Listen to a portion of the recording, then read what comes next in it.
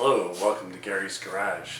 Today we got another project on the Acura EL. This time what we've got is we actually have a few things. We're going to start with the sway bar end links in the front. They've got play in it. It's a little knock-knock situation. It's not a big job, pretty easy, so we can knock that one out quickly. Following that, we got a valve cover gasket replacement to do, and I think we're going to take the rear brakes apart and clean and lubricate the sliders, because I think they're binding up back there, and it's a little rusty back there. So and then we got some other checks. So we'll go over all of that. I might do a general one, but let's start with those end links and see how easy a job this is.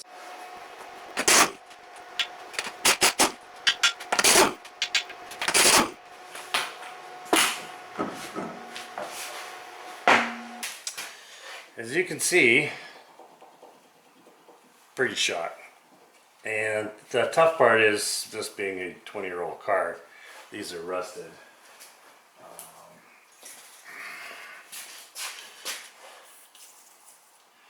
I'm going to put a little bit of penetrant fluid on it. Although I somewhat think it's going to be a waste. And this is a, you know, it's not a 13, it's not a 14, I don't know what the hell it is. It should be 14, and then a 5mm Allen on the inside. I don't know if you can see. This is not going. So, don't round it off.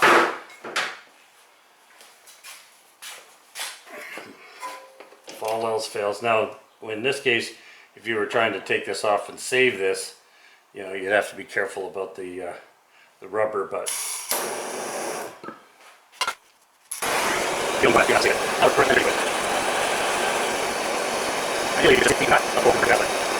this is MAP gas.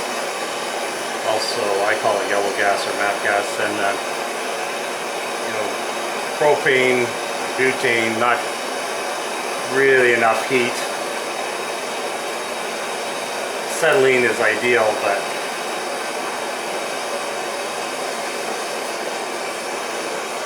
don't be afraid to get it hot.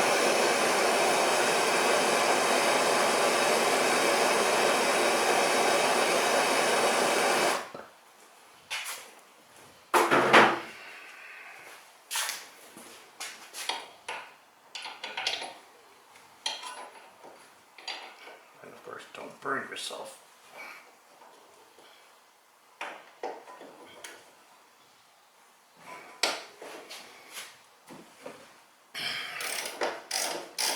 And there we go, the power of the heat.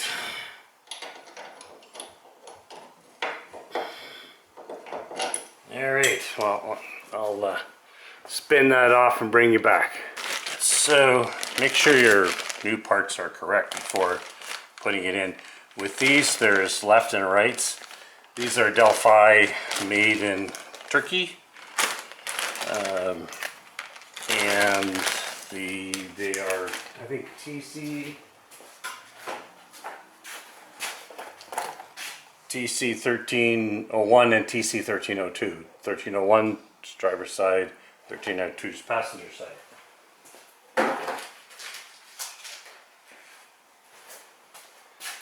Come with the nuts, get the little bumps on the back. There we go. That's going to go in there just fine. And they've got lock nuts on these ones, as well as the Allen key, so that you can hold them while you're turning them in. So that's the easy part. To get this one out, we'll probably have to drop the link to get access to the back. To do that, we have to do the other side.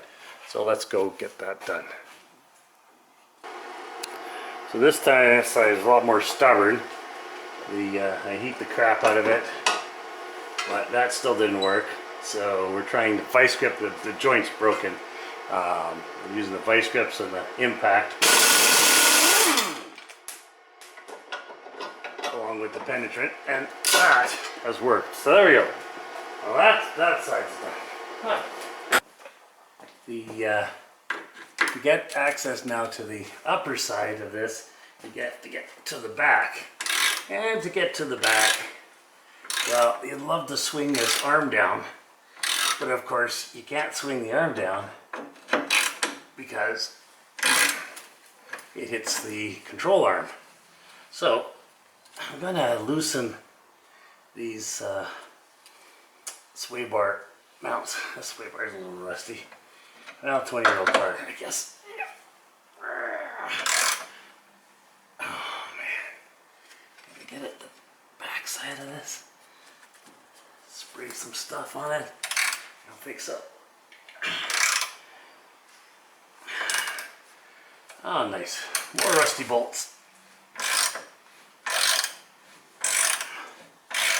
If you get a rusty bolt, you know, the reason why it gets harder as you take it out is the rust is piling up on the back. Put it back in. Go back. Take it out. When it gets really tight, put it back in. I'm going to do that with the gun.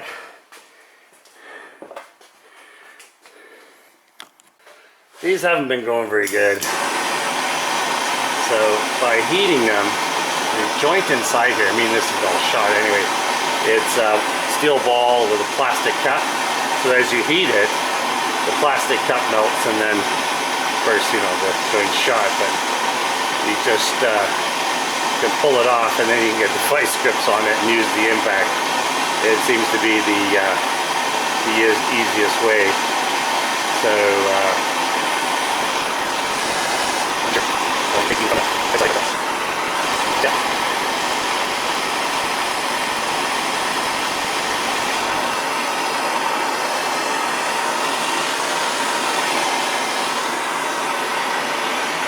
there we go. Plastic is melted, and that's off. And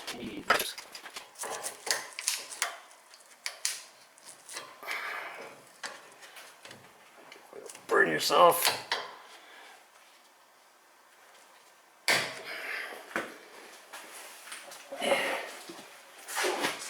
Impact wrench. No, that's not going on properly.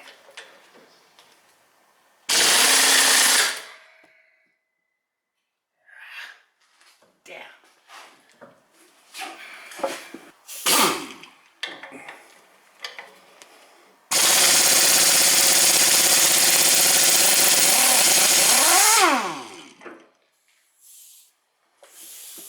Well, I've wire brushed the ends here and cleaned them up. It's not perfect, but I just want to put a little bit of rust paint on it, and that may slow down the rust process. We're going through the trouble of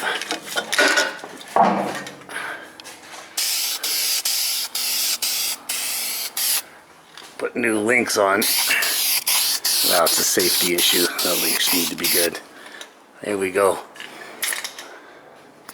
And now we can reinstall the bar. And one of the things I did is when I took out the bar, I've marked the covers or the caps with an arrow, if you can see, facing forward.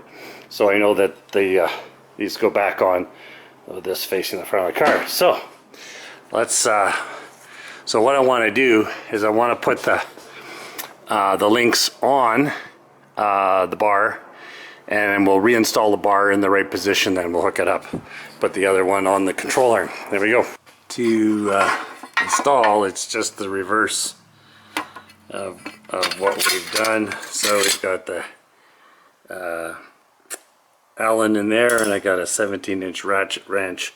The nut is facing the inside of the car. This is the one for this side of the car, and we just get those on,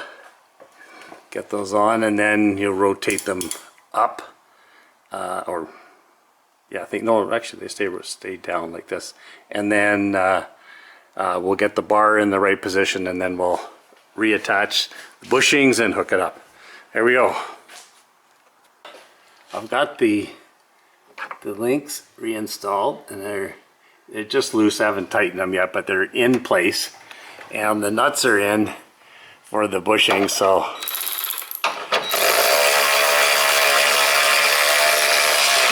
I'm just gonna reinstall these, and then I have no idea what the torque levels are. Maybe I'll look them up. And then same for the links. I can tighten the links up, and there we go. Okay, just about done on this job. I think you've got the idea. So I want to thank you for watching Gary's Garage. Always when you're dealing with a 20-year-old car, the jobs tend to be harder than you think because you're battling rust. Should be easy in and out. It wouldn't have had to drop the sway bar if the links came out easy. But you know, this is where the value of a little bit of fluid film on those bolts when they were installed would make it so that when you needed to take them out, they would come out. Anyway, again, thanks for watching Gary's Garage. Don't forget to subscribe. We'll see you on the next one.